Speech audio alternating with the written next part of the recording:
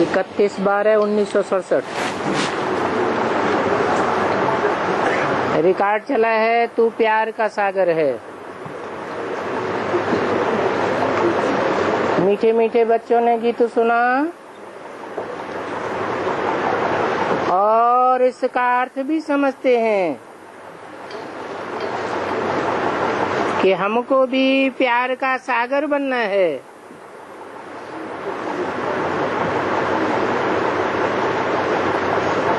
क्योंकि हम मीठे से मीठे बाप के बच्चे हैं। सभी आत्माएं ब्रदर्स हैं। तो बाप ब्रदर्स को कहते हैं जैसे हम प्यार के सागर हैं, वैसे ही तुमको बहुत प्यार से चलना है। देवताएं बहुत प्यारे होते हैं ना। कितना उन देवताओं को प्यार करते हैं, भोग लगाते हैं। अभी तुमको तो पवित्र बनना ही है और ये कोई बड़ी बात नहीं है। ये दुनिया तो बहुत अच्छी है। हर बात की फिक्रात रहती है। दुखों के पिछाड़ी दुख ही आते रहते हैं। इनको कहा ही जाता है दुख धाम। पुलिस आती है, इनकम टैक्स वाले आते हैं, तो जिनके घर में आते हैं उनको कितना ह्रास हो जाता है। बात मत पूछो। कोई ने अनाज जास्ती रखा, पुलिस आ गई, पकड़ ले गई। बेचारे मनुष्य तो पीले हो जाते हैं। ये कैसी डरती दुनिया है। नरक है ना। इसलिए सभी स्वर्ग को याद करते हैं। हिंदू हो, मुसलमान हो, क्रिश्चियंस हो, स्वर्ग को तो सभी याद करते हैं। और नरक के बाद स्वर्ग, स्वर्ग के बाद नरक, ये चक्र चलता ही रहता है। बच्चे जानते हैं अभी बाप आए हैं स्वर्ग बनाने के लिए। हमको नरकवासी से स्वर्गवासी बनाते हैं। वहाँ विकार का नाम नहीं होता, क्योंकि रावण ही नहीं है। वो है ही संपूर्ण निर्विकारी दुनिया। शिवालय है और ये है वैश्यालय। अभी थोड़ा ठहरो। आगे चल करके सभी को मालूम पड़ जाएगा। चाहे साहूकार हो, चाहे कोई भी हो, इस दुनिया में दुख है या सुख है, सभी को पता पड़ेगा। थोड़ी ही अर्थ के एक आदि होती है तो मनुष्यों की क्या हालत हो जाती है। सतयुग में तो जरा भी फिक्रात की बात नहीं। यहाँ तो बहुत फिक्रात है। बच्चा बीमार हुआ, फिक्रात। कोई मर गया, फिक्रात। तो चारों ओर फिक्रात ही फिक्रात लगी पड़ी है। अभी तुमको तो फिक्र से फारग है। किंदा प्यारा सतगुरु। तुम सबका स्वामी एक ही है। अभी तुम शिव बाबा के आगे बैठे हो, ये भी जानते हो कि ये ब्रह्मा कोई गुरु नहीं है।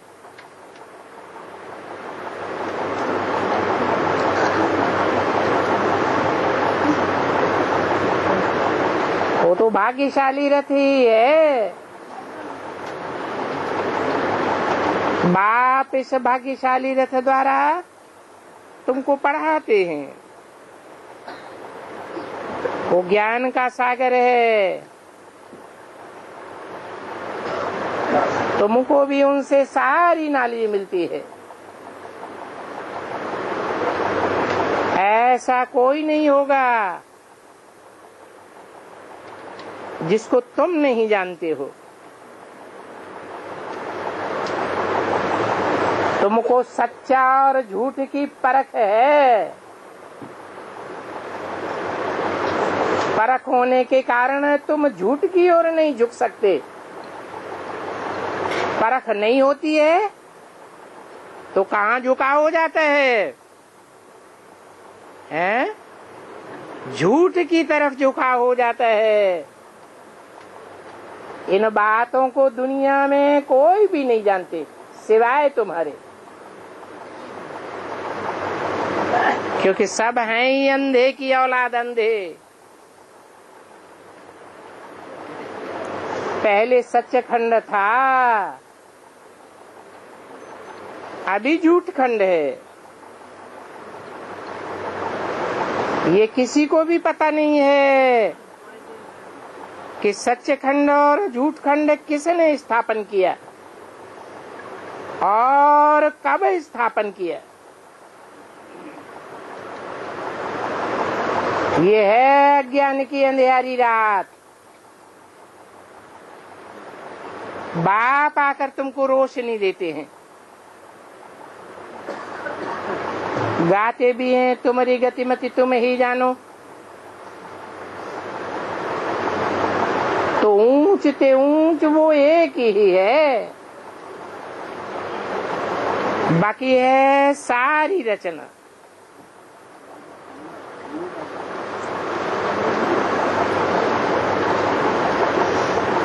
वो है रचयिता, बेहद का बाप है।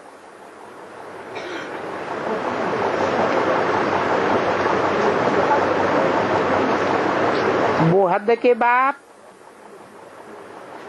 2-4 बच्चों को ही रचते हैं। उनको फिकराहट हो जाती है अगर बच्चा पैदा नहीं होता है। वहाँ नई दुनिया में तो ऐसी कोई बात नहीं रहती।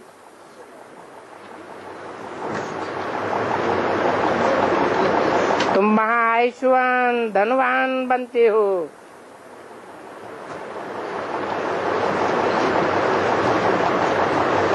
और तुम कोई को आशीर्वाद देते नहीं हो और आशीर्वाद लेते भी नहीं हो। जानते हो ये तो पढ़ाई है। तुम सब टीचर्स हो। तुम तो सिर्फ कहते हो शिव बाबा को याद करो तो तुम्हारे विघ्न विनाश होंगे।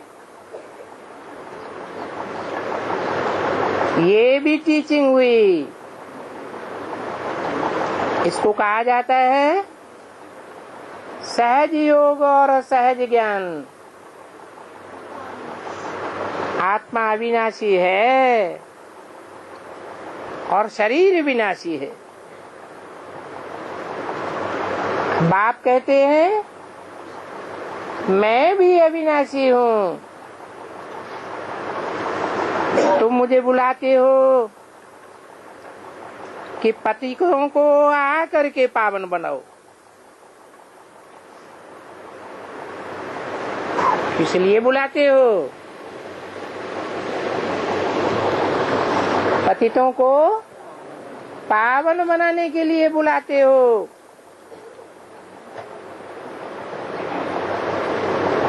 वो नहीं बुलाते हैं, तुम ही बुलाते हो। वो बुलाते नहीं है तो पतित से पावन, पूरे पतित से पावन बनते भी नहीं है। तुम ही कहते हो आकर के पावन बनाओ। तुम ही इस बात को समझते हो कि बाप आकर के ब्रह्मा के तन में पावन बनावेंगे या सिर्फ पढ़ाई पढ़ा के चले जावेंगे। वो तथाकथित ब्राह्मण क्या समझते हैं कि बाप ब्रह्मा तन में पढ़ाई पढ़ा कर चले जाते हैं, फिर हम अपने आप पति से पावन बनते रहते हैं।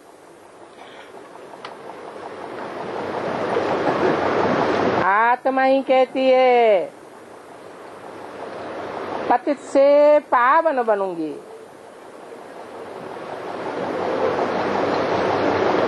पतित आत्मा महान आत्मा कहा जाता है ना, ये भी जानते हो। पवित्रता है तो सुख भी है और शांति भी है। ये है holiest of the Holi church.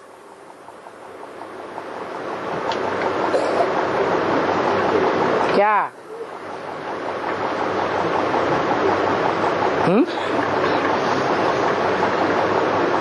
ये है holiest of the Holi church. क्या? अरे यह माने क्या?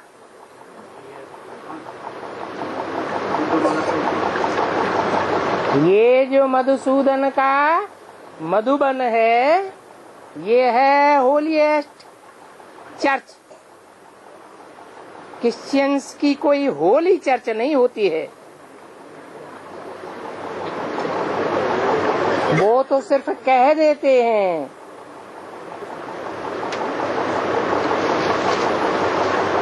वहां तो भिखारी ही जाते हैं और यहाँ भिखारी को आने का हुक्म भी नहीं है।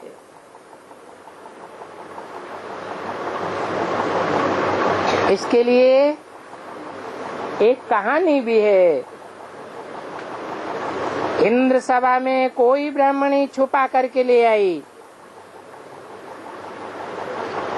उनको मालूम पड़ गया तो ब्राह्मणी को शाप मिल गया।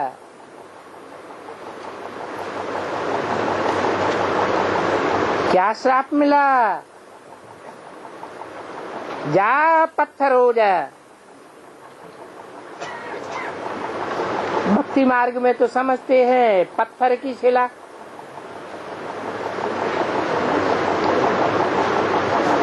भगवान ने पांव से छू दिया तो नारी बन गई।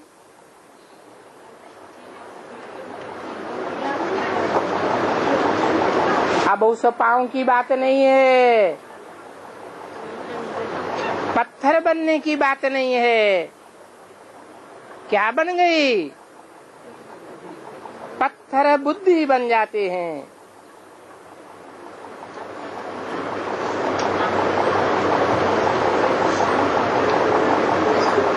यहाँ साप आदि की कोई बात नहीं है।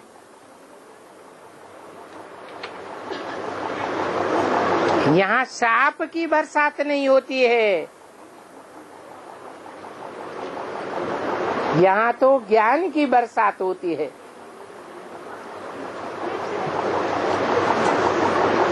पतित कोई भी इस होली प्लेस में आ नहीं सकते हैं।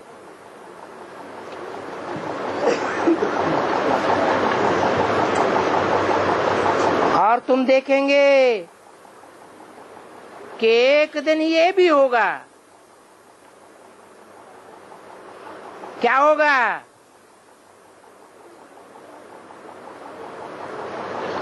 क्या होगा?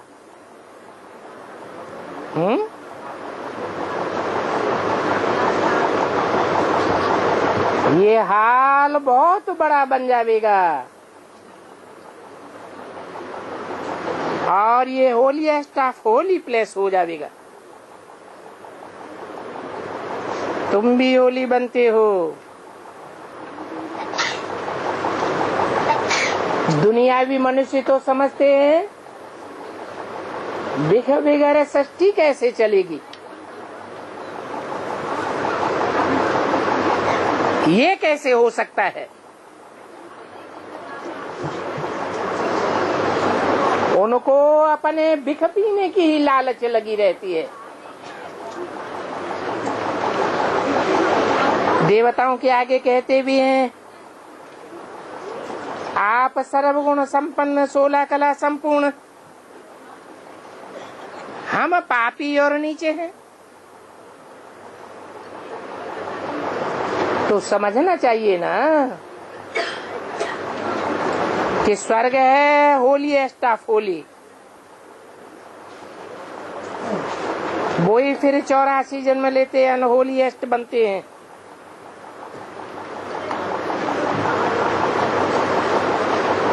अनहोली स्टाफ अनहोली बन जाते हैं। तो वो है पावन दुनिया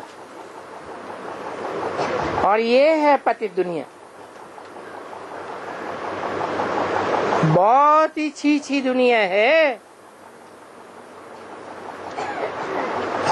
बच्चा आया तो कितनी खुशी मनाते हैं और कहीं बीमार पड़ गया तो मुंह पीला हो जाता है। मर जाता है तो एकदम चरिये बन जाते हैं। ऐसे भी कोई हो जाते हैं।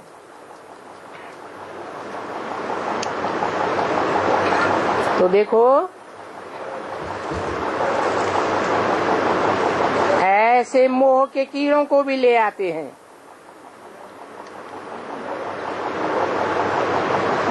बोलते हैं, बाबा बच्चा मरने से इनका माथा खराब हो गया है। अब बाबा इस बात का क्या करेंगे? ले जाओ इनको साधु संतों के पास।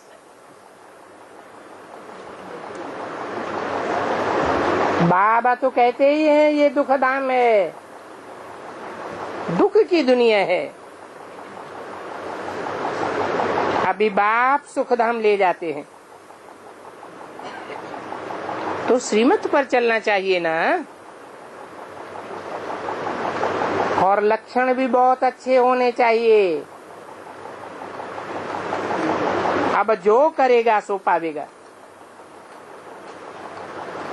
दैवी कैरेक्टर्स भी चाहिए।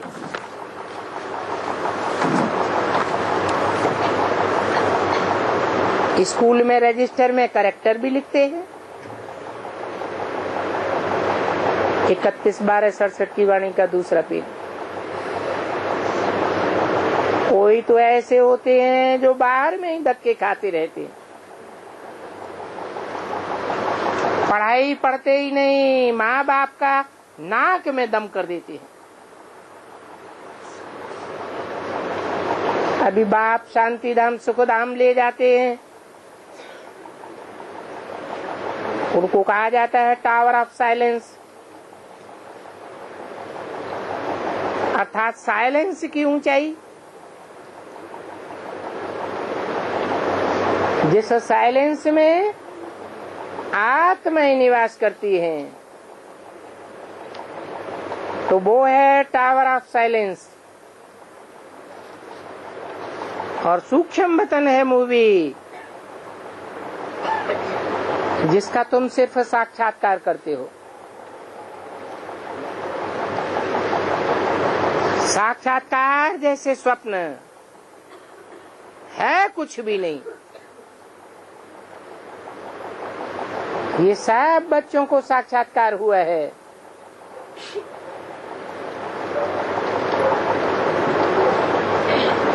बच्चे जानते हैं कि साक्षात्कार में हमने देखा सत्युग में बूढ़ा अथवा बूढ़ी हुई तो खुशी से खल छोड़ देते हैं। अब ये तो है 84 जन्मों की पुरानी खल। बाप कहते हैं तुम पावन थे,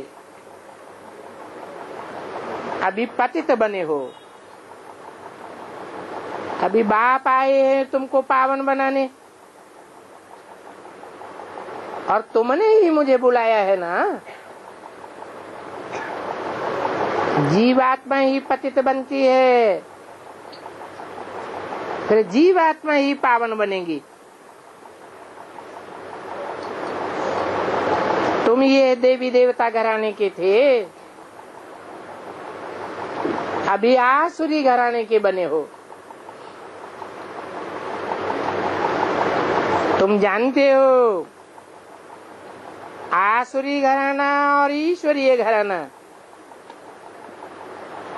अथवा दैवी घराना कितना फर्क हो जाता है। ये तुम्हारा ब्राह्मण कुल है।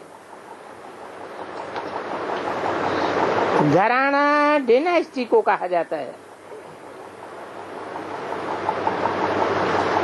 डिनास्टी जहाँ राज्य होता है, यहाँ तो राज्य ही नहीं है। गीता में लिखा है पांडवों और कौरवों का राज्य, परंतु अभी तो ऐसे नहीं है। तुम तो रूहानी बच्चे हो। बाप कहते हैं मीठे बच्चों बहुत बहुत मीठे बन जाओ। प्यार के सागर के बच्चे सागर बन जाओ। देह अभिमान के कारण ही प्यार के सागर नहीं बनते हो। नहीं बनेंगे तो बहुत सजाएं खानी पड़ेंगी। फिर मोचरा खा करके थोड़ा सा मान मर्तबा मिल जाएगा, बाकी स्वर्ग में तो चलेंगे, परंतु मोचरे बहुत खावेंगे। सजाएं कैसे मिलती है ये भी तुम बच्चों ने साक्षात्कार किया। बाबा तो बहुत समझाते हैं, प्यार से नहीं चलते हो तो क्रोध का अंश आ जाता है। अभी बाप का शुक्रिया करो कि तुमको ऐसा बाप मिला है जो नरक से निकाल स्वर्ग में ले जाते हैं। तो सजाएं खाना तो बहुत खराब बात है।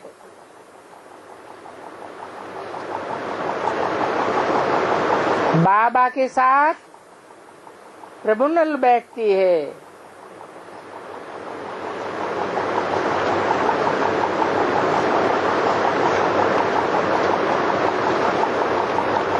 उसमें धर्मराज भी है, फिर वहाँ यमदूत आदि से बहुत मार खाते हैं।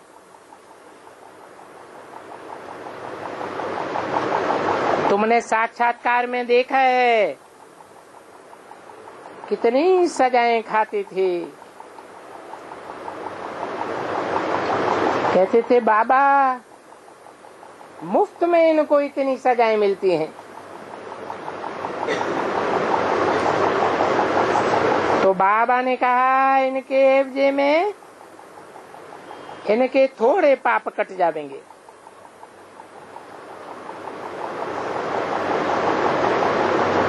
बाबा अभी भी कहते हैं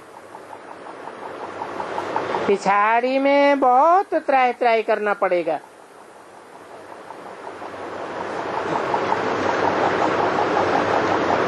समझना चाहिए तुम बच्चों को विश्व का मालिक बनाने आया हूँ।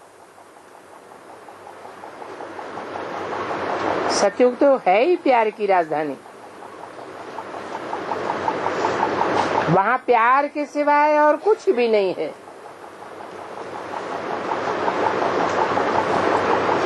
यहाँ तो थोड़ी थोड़ी बातों में, छोटी छोटी बातों में शिकल बदल जाती है।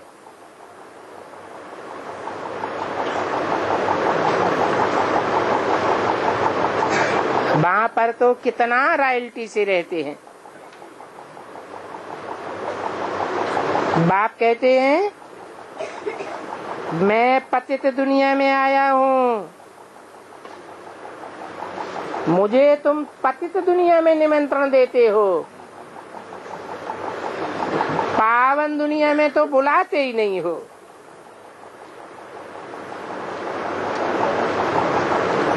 तो बाप फिर अब सबको निमंत्रण देते हैं, आ करके अमृत पियो। विख और अमृत का एक किताब भी निकला है,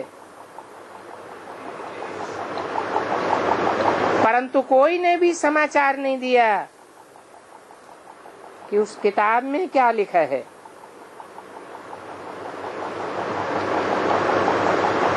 सुना है कि किताब लिखने वाले को इनाम मिला है। वो नामी ग्रामी है। तो किताब को देखना चाहिए क्या लिखा हुआ है। बाप तो कहते हैं तुमको ज्ञान अमृत पिलाता हूँ, तुम फिर बिख क्यों खाते हो? ये रखड़ी बंधन भी इस समय का यादगार है। बाप ने आकर के तुमको विषय विकारों से रक्षा का बंधन बांधा है। तो बाप सबको कहते हैं अब प्रतिज्ञा करो पवित्र बनने की, क्योंकि ये तुम्हारा अंतिम जन्म है। तुम पवित्र बनेंगे, योग में रहेंगे, तो तुम्हारे पाप कटते जाएंगे। ये अधूरी मुरली है।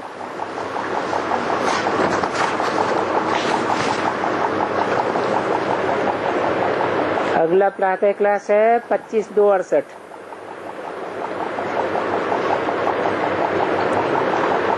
सुप्रीम टीचर बैठकर बच्चों को पढ़ाते हैं। बच्चे जानते हैं कि परमपिता परमात्मा पिता भी है और टीचर भी है। सुप्रीम बाप भी है, सुप्रीम टीचर भी है और सदगुरु भी है। वो ऐसी पढ़ाई पढ़ाते हैं जो पढ़ाई दुनिया में कोई और पढ़ा ही नहीं सकता।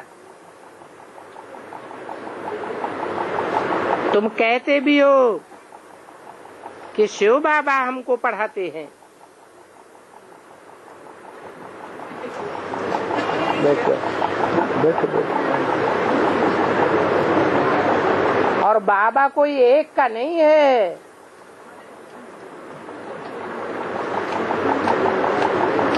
बाबा सबका है कि एक का है? बाबा तो सभी का है ना, और सभी को पढ़ाए रहे। तो एक पढ़ाई होती है स्थूल और प्रत्यक्ष पढ़ाई होती है, और ये है गुप्त पढ़ाई।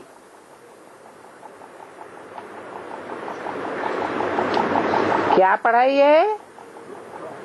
मन मना भव माध्याजी भव। इसका अर्थ भी समझाते हैं, मुझे याद करो। अभी बच्चे तो सभी समझदार हुए हैं। बेहद का बाप कहते हैं तुम्हारा तो वर्षा है ही, इस वर्षे को कब भूलना नहीं चाहिए।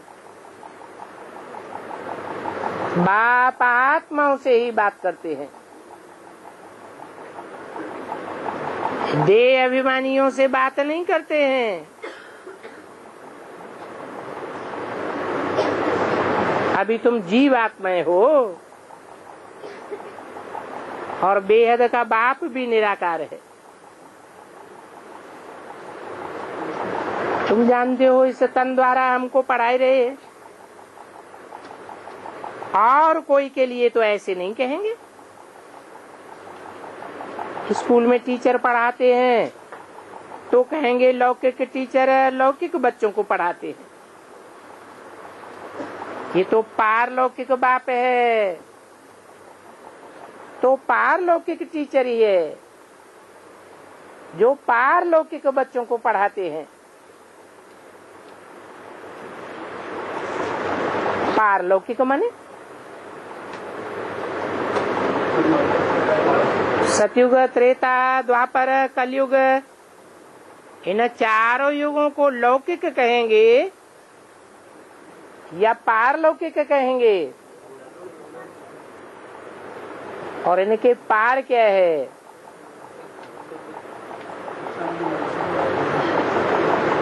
पार है पुरुषोत्तम संगम युग,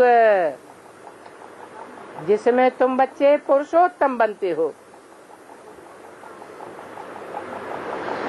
तो तुम बच्चे ही पारलौकिक बच्चे हो। कितने बच्चे हुए पारलौकिक जो इस लोक के पार चले जाते हैं।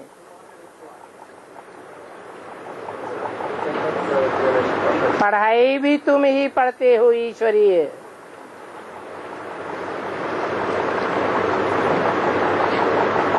तुम भी पारलौकिक मूल वतन के वासी हो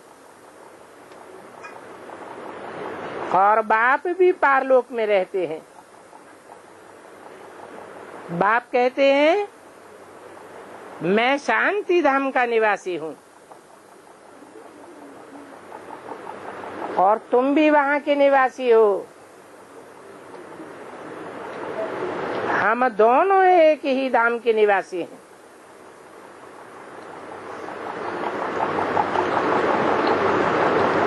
कौन दोनों है? हम दोनों किसके लिए कहा? बाप और बच्चों के लिए दो हुए, बच्चे तो सभी हैं। यहाँ दो की बात हो रही है या ज्यादा की बात हो रही है? हम दोनों एक ही धाम के वासी हैं। कौन दोनों के लिए बोला?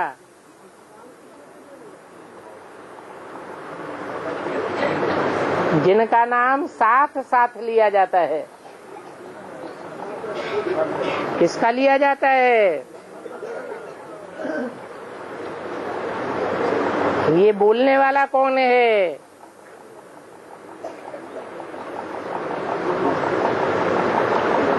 बाप दादा किसके लिए कहा जाता है? बाप है राम बाप और दादा है पहला पत्ता सृष्टि का, कृष्ण की आत्मा। और यहाँ बोला है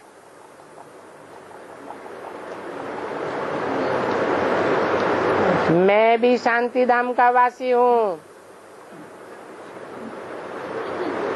तुम भी वहाँ के निवासी हो। हम दोनों एक ही धाम के निवासी हैं। ये हम दोनों किसके लिए कहा? शिव शंकर एक ही नाम समझ लेते हैं, लेकिन दो आत्माएं हैं या एक आत्मा है?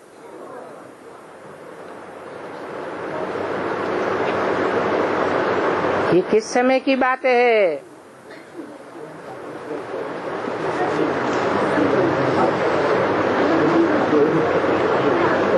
कौन सा टाइम होता है जो शिव और शंकर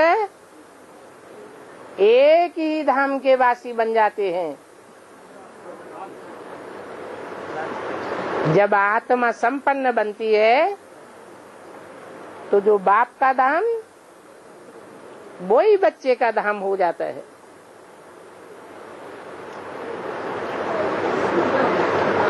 तो तुम अपन को आत्मा समझो,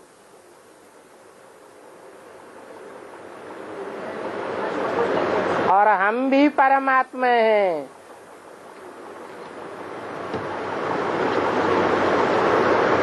इसके लिए बोला,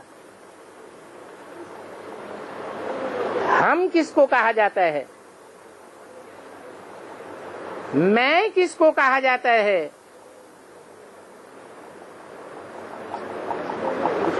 मैं एक को कहा जाता है, और हम कम से कम दो को कहा जाता है। तो तुम अपन को आत्मा समझो, हम भी परमात्मा हैं। ये परमात्मा की लिस्ट में दो कौन हैं?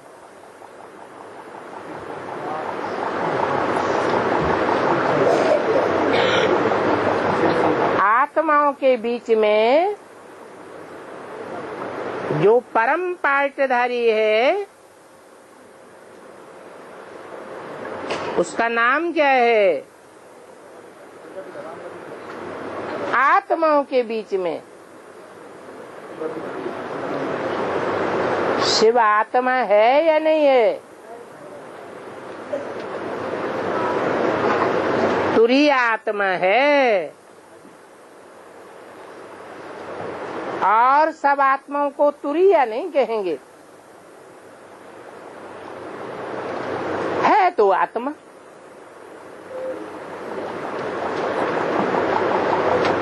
तो आत्माओं के बीच में शिव आत्मा परम पार्टधारी है।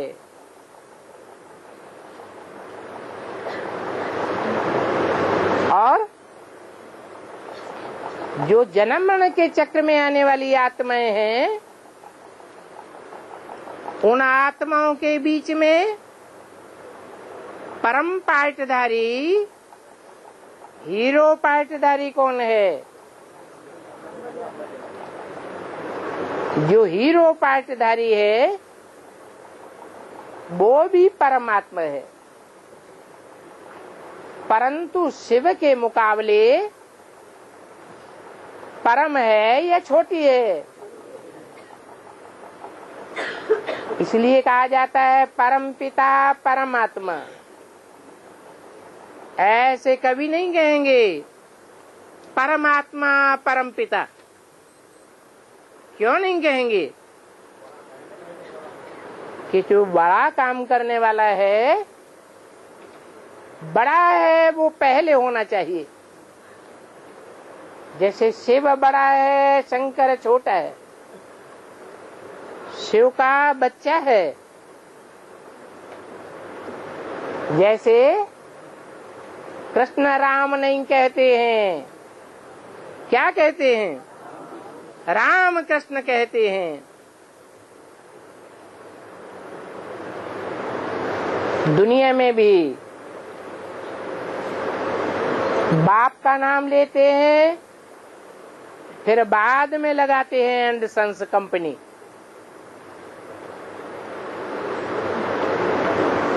तो अभी तुम यहाँ पार्ट बजाए रहे हो,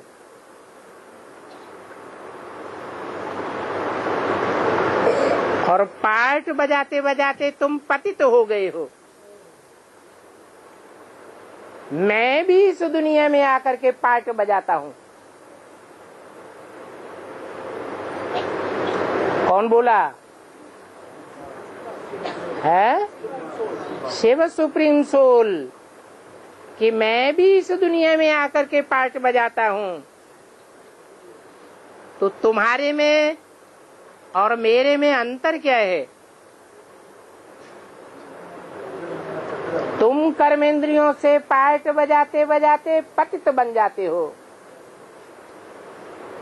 मैं भी इस दुनिया में कर्मेंद्रियों से पार्ट बजाता हूँ, परंतु मैं पतित नहीं बनता हूँ। इसलिए मुझे एवर प्योर कहा जाता है। ये सारा बेहद का मांडवा है, जिस मांडवे में ये सारा खेल होता है। ये बात भी सिर्फ तुम बच्चे ही जानते हो कि ये दुनिया बेहद का खेल है। इसमें दिन और रात भी होते हैं। हद के होते हैं या बेहद के? बेहद का दिन और रात होते हैं। बेहद का दिन है सतयुग त्रेता और बेहद की रात है द्वापर कलयुग। ये सूर्य और चांद कितने बड़ी बेहद की बत्तियां हैं। ये है ही बेहद की बात। अभी तुमको तो ज्ञान है, रचयिता बाप ही आकर के रचयिता और रचना का परिचय देते हैं। बाप कहते हैं हम तुमको रचना के आदि मध्य अंत का राज सुनाने आया हूं। ये राजयोग की पाठशाला है।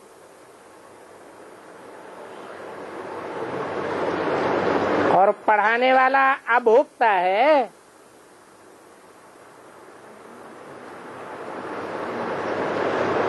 पढ़ने वाले भोगी हैं। सतयुग में भी भोगी होते हैं और कलयुग में भी भोगी होते हैं। ऐसे दुनिया में कोई भी आत्मा नहीं कहेगी कि हम अभोक्ता हैं। क्यों नहीं कहेगी? है? क्योंकि भोग भोगे वगैरह कोई भी रह नहीं सकते हैं। एक बाप ये है जो कहते हैं मैं अभोक्ता हूँ। अहमदाबाद में एक साधु कहता था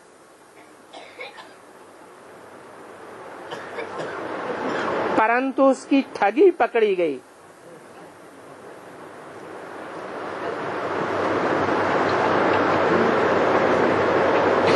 इस समय तो ठगी भी बहुत निकल पड़ी है। ऐसे देहधारी बहुत हैं जो दूसरों को ठगते ही रहते हैं।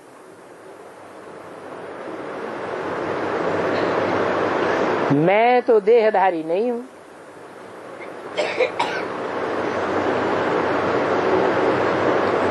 मैं देह को धारण नहीं करता क्या? देह में आता है या नहीं आता है? आता तो है। पतित देह में आता है, पतित दुनिया में आता है, परंतु उस पतित देह का संग का रंग उसको नहीं लगता।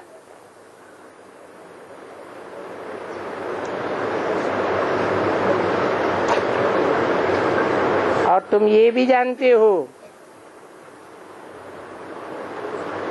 कि इनका तो कोई वेश नहीं है। मनुष्य समझते हैं कृष्ण ने गीता सुनाई।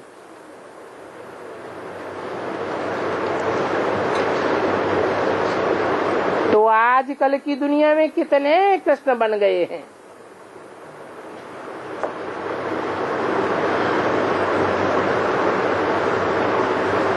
अभी इतने कृष्ण तो होते नहीं है।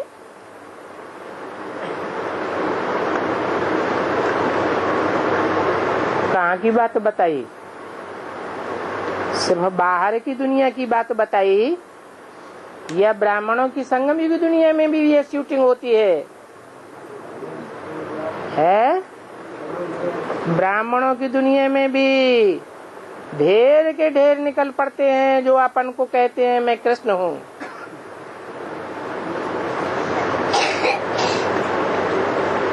अब यहाँ तो शिव बाबा आकर हमको पढ़ाते हैं।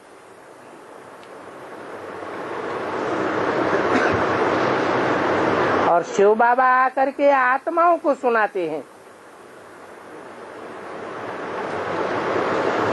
तुमको बार बार कहा गया है अपन को आत्मा समझो और दूसरों को भी आत्मा आत्मा भाई भाई सुनाओ।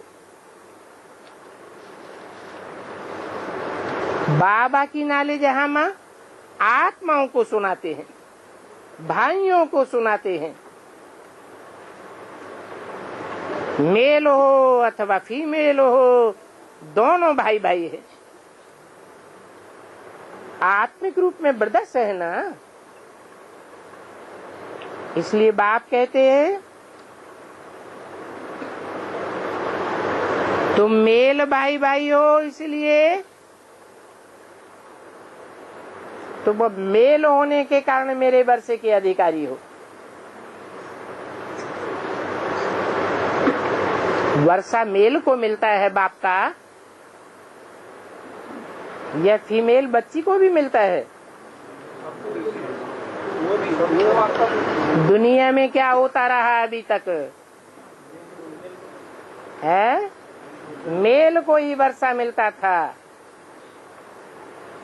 कोई राजा का बच्चा भी हो, बच्ची भी हो, भले बच्ची बड़ी हो, बच्चा छोटा हो, तो भी राजाई का वर्षा किसको मिलता था? बच्चे को ही मिलता था। ये तो अभी बाप आए हैं। बाप क्या कहते हैं?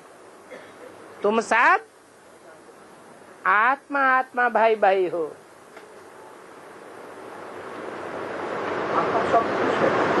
तुम सब रुद्रमाला के मणके हो। चाहे स्त्री चोला है, चाहे पुरुष चोला है, परंतु मेरी दृष्टि में तुम बच्चा हो, मेल हो या फीमेल हो, मेल ही हो। तुम मेरे बच्चे हो, इसलिए तुमको मेरे से वर्षा मिलता है।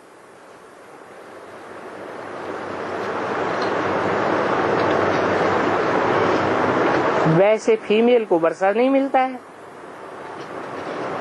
क्योंकि उनको तो ससुर घर जाना पड़ता है। यहाँ तो तुम सभी आत्माएं हो। तुमको अशरीरी होकर के घर जाना है। अशरीरी होकर घर जाना है या शरीर छोड़कर घर जाना है?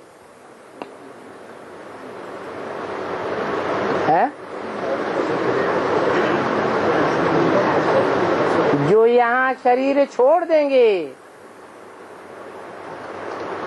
उनके शरीर खलास हो जाएंगे। वो बाप से डायरेक्ट वर्षा पाएंगे। तुम तो बाप से डायरेक्ट वर्षा पाते हो। अशरीरी होने का पुरुषार्थ करते हो और धर्म वाले अशरीरी बनने का पुरुषार्थ नहीं कर पाते। आत्मा आत्मा भाई भाई नहीं बन पाते। इसलिए और धर्मों में उनकी यादगार क्या है? कोई यादगार है जिससे साबित होता हो कि और धर्म वाले बाप के डायरेक्ट बच्चे बन करके वर्षा नहीं पाते। क्या यादगार है?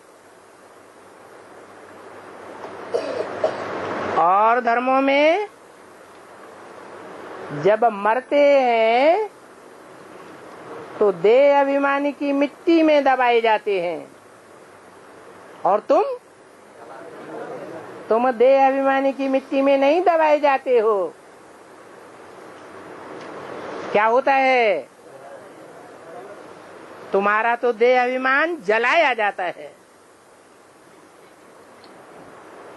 देह अभिमान खाक हो जाता है। ये अभी जो तुमको ज्ञान रतन मिलते हैं, ये तुम्हारे जन्म जन्मांतर के लिए अविनाशी रतन बन जाएंगे।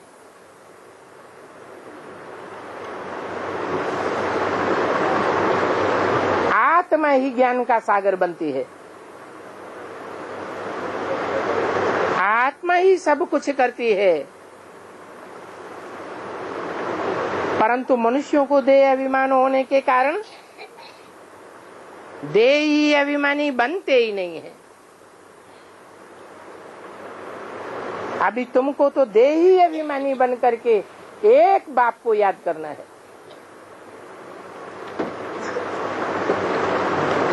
तो देही अभिमानी बनने की कुछ तो मेहनत चाहिए।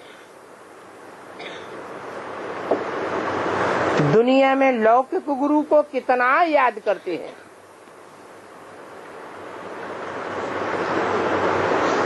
गले में मूर्ति बनाकर पहन लेते हैं।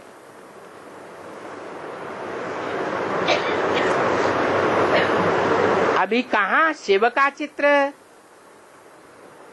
और कहाँ मनुष्य का चित्र है? शिव का चित्र होता है?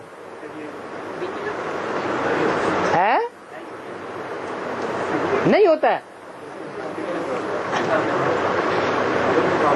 तो टैली क्यों किया? कहाँ शिव का चित्र और कहाँ मनुष्य का चित्र? शिव के चित्र में और मनुष्य के चित्र में क्या अंतर है? शिव का चित्र निराकारी, निर्विकारी, निरहंकारी, और मनुष्य का चित्र चेहरा साकारी ही दिखाई देगा, निराकारी नहीं हो सकता।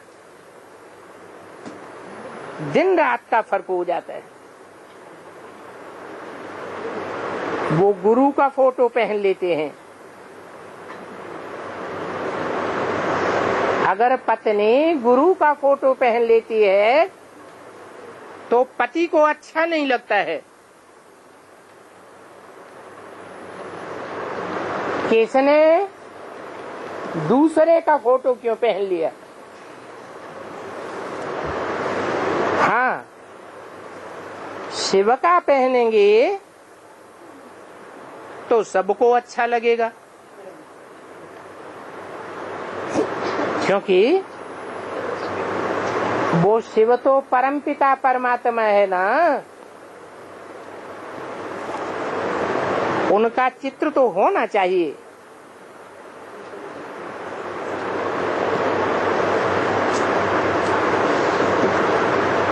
क्यों? क्योंकि वो है गले का हार बनाने वाला।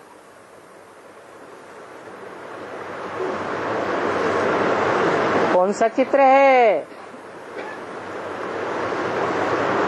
जिसके गले में हार दिखाया जाता है। गले में भी हार दिखाते हैं, बाहों में भी हार दिखाते हैं। तुम तो रुद्रमाला की मोती बनेंगे।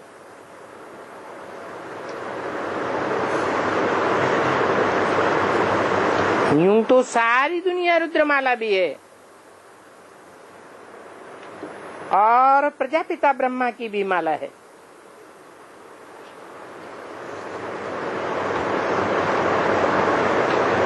प्रजापिता ब्रह्मा की माला कितनी है?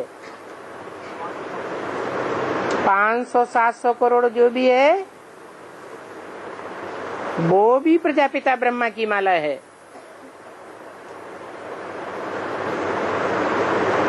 ऊपर में सिजरा तो है ना, वो होते हैं हद के सिजरे, और यहाँ है बेहद की बात। तो जो भी मनुष्य मात्र हैं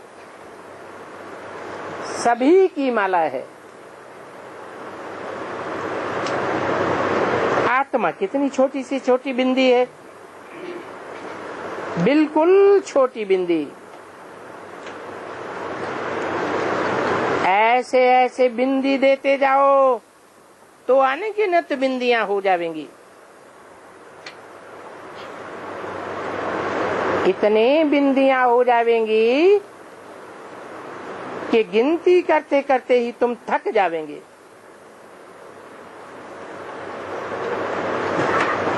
बुद्धि में ये बात ठहर सकती है। बरोबर ये आत्माओं का झाड़ कितना छोटा होगा।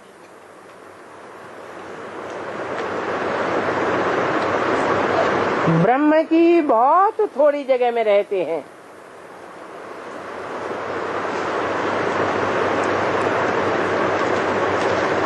वो फिर यहाँ भी आते हैं पाइप बजाने के लिए। तो फिर देखो कितनी लंबी चौड़ी दुनिया हो जाती है। कहाँ कहाँ एरोप्लेन में जाते रहते हैं। वहाँ नई दुनिया में तो एरोप्लेन की दरकार ही नहीं।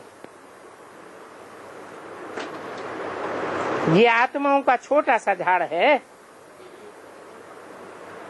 यहाँ मनुष्यों का कितना बड़ा झाड़ है। ये सब मनुष्य हैं प्रजापिता ब्रह्मा की संतान,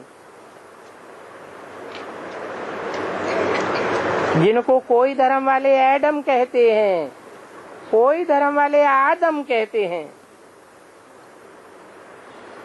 कोई आदि देव कहते हैं, कोई आदिनाथ कहते हैं। बाकी मेल फीमेल तो जरूर है, क्योंकि ये तुम्हारा है ही प्रवृत्ति मार्ग। निवृत्ति मार्ग का तो खेल होता ही नहीं है। बताओ, एक हाथ से ताली बजेगी क्या? तो दोनों फीते चाहिए। दो हैं तो दोनों आपस में रेस करते हैं।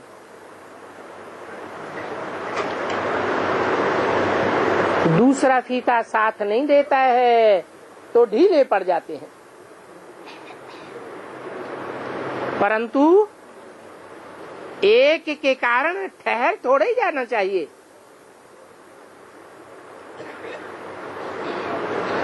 ये तो है प्रवृत्ति मार्ग।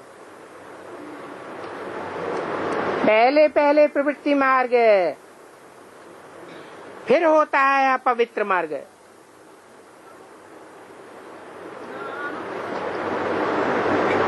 अभी तो ये पतित भ्रष्टाचारी दुनिया है। कहते भी हैं परंतु यथार्थ समझते नहीं है। क्या कहते हैं? कहते हैं हमारा प्रवृत्ति मार्ग है। तो जब प्रवृत्ति मार्ग है तो जीवन भर प्रवृत्ति मार्ग होना चाहिए या अपवित्र होना चाहिए? प्रवृत्ति माना ही पवित्रता। बरोबर पहले पहले इन लक्ष्मी नारायण का राज्य था। पवित्र प्रवृत्ति मार्ग था। फिर बाद में ये निवृत्ति मार्ग वाले हठ योगी हठ योग सिखलाते हैं।